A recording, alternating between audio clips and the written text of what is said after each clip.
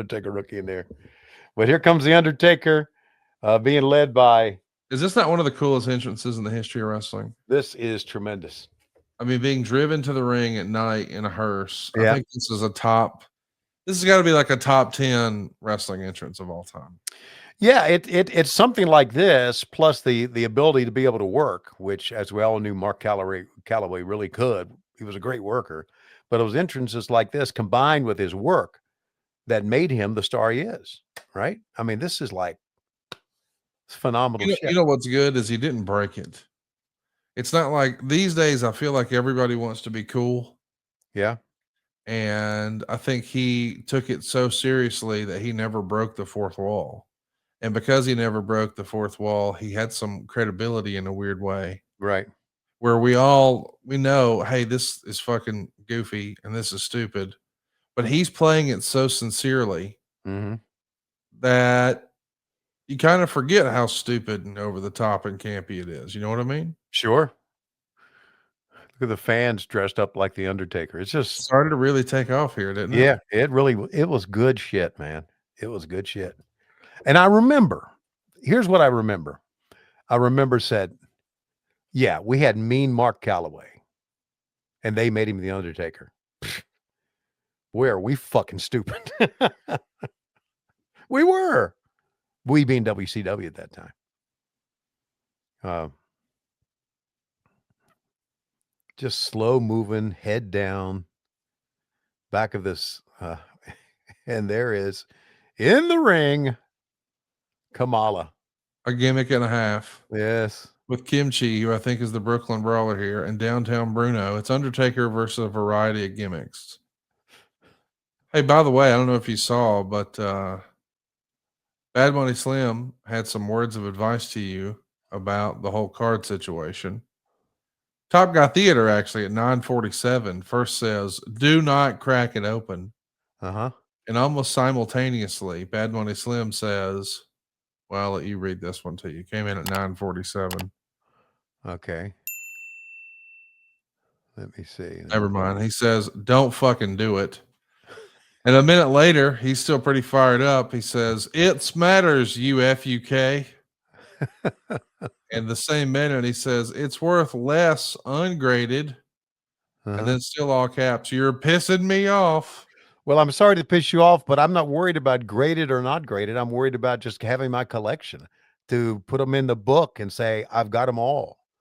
So I'll tell you what I'll do for you, Bad Money, because you've been such a great guy. I will keep this and I'll just Velcro it. How's that sound? Keep it inside, Velcro it to the. Oh, you nailed it then. He also says, I have a graded card. I'm open. I'm going to send this other card in to get graded. Boy, people are hot about this, Tony. Okay, well. Top Guy Theater also says Undertaker is the best gimmick in a walk. So he thinks it is the best gimmick in the history of wrestling. No real comparison. I know you didn't spend a lot of time with The Undertaker, but what do you think? Is it the best gimmick in the history of wrestling? Well, it would be hard to argue. I mean, what do you think would be close to that coming up? Because everybody else was kind of like just a person, right? I mean, he is like. Hey, it's early, and so I'm not comparing it. It's early. Okay. But if they continued this same gimmick for another 10 years, because that's really the trick of The Undertaker is longevity. Yeah. But Toni Storm, if she keeps this going for 10 years, she could do it because it's so similar in that it's so over the top. Right. That if anybody else did it, you'd be like, this is corny, this is stupid, this is bullshit. But she does it so sincerely that you're like, man, this is kind of fucking cool. I think that's the commonality between Undertaker and her. I was thinking about that too, but I didn't really want to compare Toni Storm to Undertaker. But because you're going to get roasted online, but you know what I mean. I know what you mean, but that is a tremendous gimmick. Probably as far as women's wrestling goes, the best, right? It's the best female gimmick of all time. Yes, it is. And there's no comparison. Yeah. We just have just again taking an idea that Tony Khan had and just putting the right people in the right places, and because you couldn't really do this with anybody. She just really leaned into it, as the old cliche goes, and just wonderful to work with. Hey Tony, And I wanted to run something past you. I don't know if you saw this, but hmm, there's been a resurgence in interest in Jimmy Hart. really, And I'm a big Jimmy Hart fan, and I know that you have sometimes done like promos before where we're watching like an old Nitro or what have you, hmm, and Jimmy Hart would be on screen and you would do like some sort of affect with your voice and you would do your best Jimmy Hart. yeah. So what I was going to suggest is, why don't I throw up a tweet about old Jimmy and you read the tweet, read the text Hmm. as if it were Jimmy Hart's voice. I don't know if I can do that or not, but I'll try. Okay, here we go. Okay. Are you ready? I guess. We're going to check in with our great close personal friend of the show, Jimmy Hart. Let's take a listen.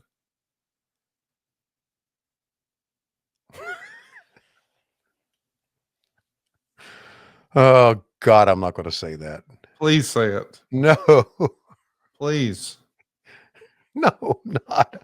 I'm not going to get roasted online. I Is there? tried, Andrew Dice Clay. Okay. Excellent quality tweet. Thank you, Yeah. sir. Is that Hogan's widow with him? No, that's just a random attractive woman. Okay. I never. I didn't know because I never met Hogan's widow. Bad Money Slim sent it to me in a DM, and it was Okay. a quote tweet from Mhm. Andrew Dice Clay, and it got all over me. And I Uh-huh. immediately sent it to Silva and said, "We got to see if we can have Tony Schiavone Nope. read the caption for this photo of Jimmy Hart with a No. beautiful woman that says, 'You can't mourn forever, baby.'"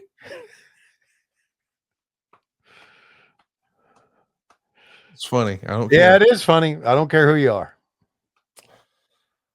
Derek Zoo thought of you the other day. Derek He actually sent, Zuden. Okay. yep, he sent me a tweet, or maybe it was Instagram, but he sent me a graphic Mm-hmm. and he said, "I read this in Tony Schiavone's voice." Go ahead, Tony. One day you're going to look back and wish you had told more people to go fuck themselves. That feels like a Tony Schiavone tweet. Yes, right. SaveWithConrad.com. My name's Rajiv. I'm in Sacramento, California. I came to Save with Conrad because I've heard Conrad talk about how he helps people all the time save money and the best route to go for getting some mortgages and finances done. And having heard so many different testimonials in the past, it made the most sense to go this route. We were in the market for a new house and we wanted to know what we could afford. So we spoke with Steve and then Diane to get through the pre-approval process to see what we could afford. And then once we were able to understand that aspect of it, that was when we were able to shop around for a house to get a mortgage through Save with Conrad. Everybody on the team was great. Everybody really explained everything fully to where it was more in like layman's terms to where I could understand it as someone not in the business or having shopped around for houses too many times. So being able to understand every step of the process and talking with everyone on the team about that was really, really helpful. And it made me feel really confident that I was going the right route. I would definitely recommend Save with Conrad to others. I know that sometimes people look at it and they go, oh, they're based in Alabama. What could they help me with? But I'm out here in California and they were able to square everything away and get things done really quickly, as opposed to sometimes even people out here don't move as quickly as the Save with Conrad team. So everything was really well done, really efficient, and I would definitely recommend Save with Conrad to others. My name is Rajiv. I'm in Sacramento, California, and I was able to get into my dream home with SaveWithConrad.com. NMLS number 2129, equal housing lender. SaveWithConrad.com.